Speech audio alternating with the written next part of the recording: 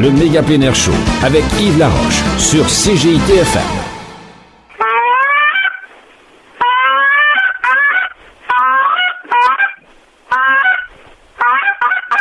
Entrevue de la semaine, on vous avait dit qu'on aurait des surprises tout au long de la saison 2013. On en a une autre pour vous cette semaine. On est en compagnie d'un passionné de chasse à la sauvagine. Eh bien, c'est Pascal Peck-Chaillé de Saguenay. Salut Pascal. Bonjour, ça va bien? Ben oui, excellent. Hey, bienvenue au Méga Plein Air Show. Ben, ça me fait plaisir. Première entrevue au Méga Plein Air Show, puis tu me disais en pré-entrevue, première entrevue radio à vie, c'est ça? Oui, exactement. Je pensais d'être nerveux plus que ça. Ça va quand même bien. Quand on est passionné par quelque chose, en fait, là, c'est pas compliqué. Là. J'ai pas la prétention de dire qu'on connaît tout, mais on connaît quand même notre dossier comme il faut. Là, fait que c'est ce qui aide un peu là, sa nervosité.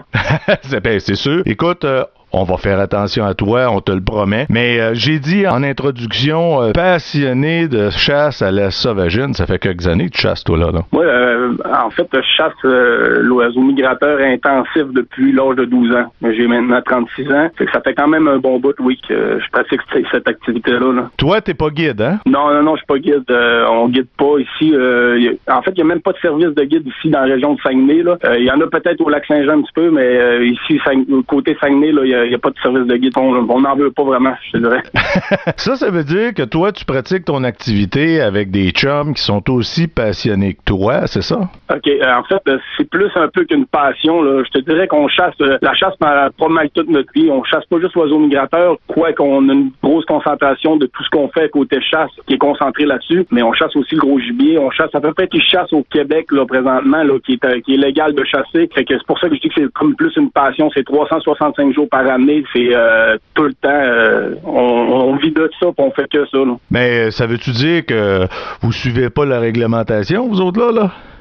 Non, c'est loin d'être ça. C'est que différentes périodes de l'année, on peut dire que l'ours et le printemps, donc on va se préparer une couple de semaines à l'avance. C'est pour ça que je dis on chasse pas tout le temps, mais quand on chasse pas, on prépare l'ours, le dindon le printemps, après ça, on va s'en aller pour la sauvagine en automne, on va tomber au chevreuil, au caribou, c'est tout est le coyote l'hiver, fait qu'il y a tout le temps une chasse, la corneille aussi le printemps, on chasse, il y a tout le temps une chasse qui s'en vient, une chasse à préparer ou quelque chose comme ça, on est tout le temps en activité, là. Bon, on a débuté la saison de la sauvagine récemment, je voyais sur Internet que ça va assez bien, la chasse à l'outarde dans votre secteur? Ouais, l'outarde, c'est incroyable cette année, là. Nous autres, on est en tournage, là, puis l'équipe avec qui je suis présentement, je vais lui donner crédit, il travaille vraiment fort pour les secteurs, travaille vraiment fort en prospection, ce qui fait qu'on a vraiment des bons résultats là, cette année. Il y a le canard qui a ouvert le samedi dernier. C'est aussi, on a fait 3 sorties à date le canard, puis on atteint nos limites là toutes les fois. Là, ça va vraiment bien de ce côté-là.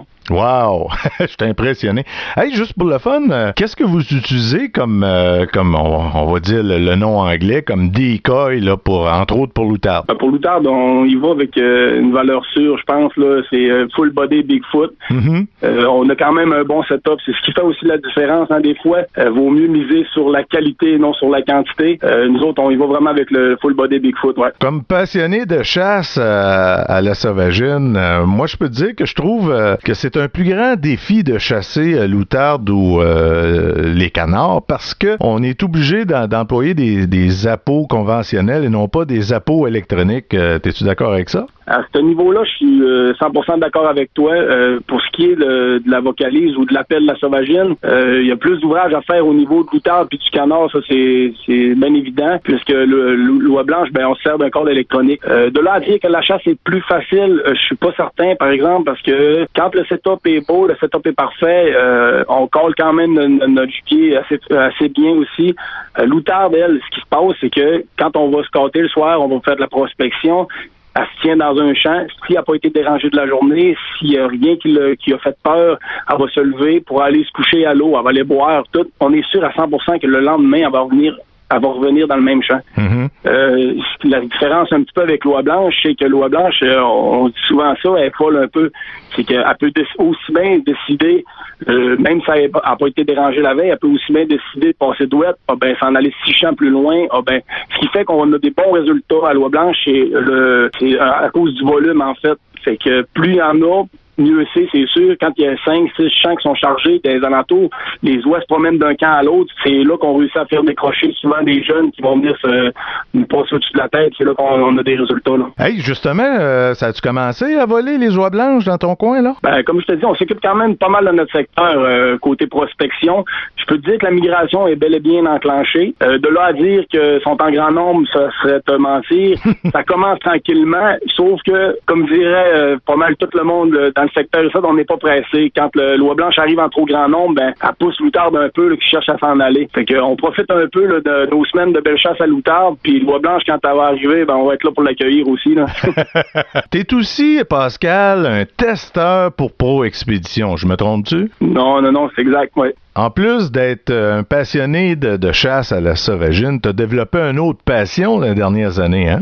Oui, tout à fait. Dans le fond, depuis 6 ou 7 ans, j'ai décollé Tech Production Vidéo. C'est une petite compagnie de production vidéo. En fait, on tourne les chasses qu'on fait. Comme je disais tout à l'heure, moi, je chasse intensif oiseaux migrateurs. Puis toutes les chasses, en fait, le gros gibier, à peu près toutes depuis l'âge de 12 ans. Depuis 5 à 6 ans, j'ai découvert une passion incroyable pour le tournage puis la production vidéo. Fait que j'ai troqué un petit peu l'arme à feu pour la caméra. Puis j'ai zéro misère à faire ça. J'ai souvent les gars qui me disent t'es craqué de faire ça, mais gars, pour moi, là, j'ai mon comble avec ça.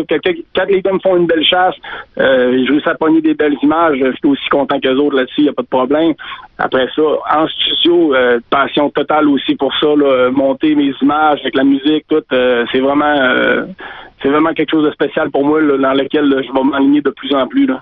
T'as-tu un DVD qui s'en vient? Printemps 2014 ou début d'été, là, on devrait avoir quelque chose là, en tablette là, qui va sortir de très intéressant. J'ai une bonne équipe, là, je vais lui donner le crédit. Je suis pas tout seul là-dedans. Ça, faut que ça soit bien clair. C'est que j'ai essayé d'aller m'entourer des meilleurs dans chaque domaine. Puis chacun a ses forces. Je pense que j'ai vraiment monté une bonne équipe. Puis en qui je peux avoir confiance, c'est super important. Puis avec cette équipe-là, je sais que c'est pour ça aussi depuis 1 an là, que ça va de mieux en mieux. Là. Bon, écoute, je sais qu'on pourrait parler assez longtemps, mais le temps file, tu sais, comme accès à la radio. Je te promets que l'an prochain, dans notre autre saison du Méga Plein Air Show, on va reparler ensemble, mais dans l'intérim, si les gens veulent te suivre, toi, tu as une page Facebook avec ton entreprise, hein? Oui, exactement. En attendant d'avoir le site Internet officiel, ben, j'invite tous les passionnés de chasse extrême à suivre nos aventures sur Tech Production Vidéo sur Facebook. Puis là-dessus, on fait des tirages, on vous présente les chasses qu'on fait, on vous met les vidéos, les bandes annonces. Regarde, il y en a pour tout le monde, puis il y en a pour tous les goûts. Fait que amateurs de chasse, on vous attend là-dessus, puis on est fou, puis on s'amuse, c'est clair. Eh ben, c'est bien parfait, ça. Moi, je te fais une promesse, je vais te suivre, et puis merci infiniment d'avoir été avec nous autres. C'est un plaisir. Puis si je peux rajouter là quelque chose, c'est que même à plusieurs centaines de kilomètres de chez vous, on a une pensée quand même pour les gens du lac Mégantic, là. Ben merci, c'est vraiment apprécié. Merci. Alors, chers amis, c'était l'entrevue de la semaine avec Pascal Peck-Chaillé, vraiment un passionné de chasse à la sauvagine. Et puis, on va poursuivre avec justement la chronique Parlons chasse avec Serge Naud de Pro Expédition.